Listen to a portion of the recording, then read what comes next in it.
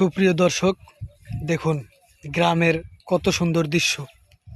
যত দূর যায় সবুজ ধান ক্ষেত আর ধান ক্ষেত, চোখ জুড়িয়ে যায়। দেখুন দেখুন দর্শক, কত সুন্দর সবুজ গাছপালা।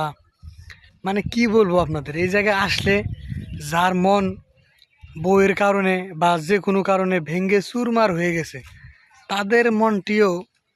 তাদের মনটাও আমার মনে হয় ভালো হয়ে যাবে। দেখুন দেখুন কত সুন্দর পরিবেশ। দেখুন দেখুন মানে কি বলবো, আপনারাই বলুন। এইরকম পরিবেশ রেখে কেউ যদি শহরে থাকে, তাকে হতভাগা বলা বাহুল্য। আমি মনে করি যেটা, সে হচ্ছে জন্মের হতভাগা।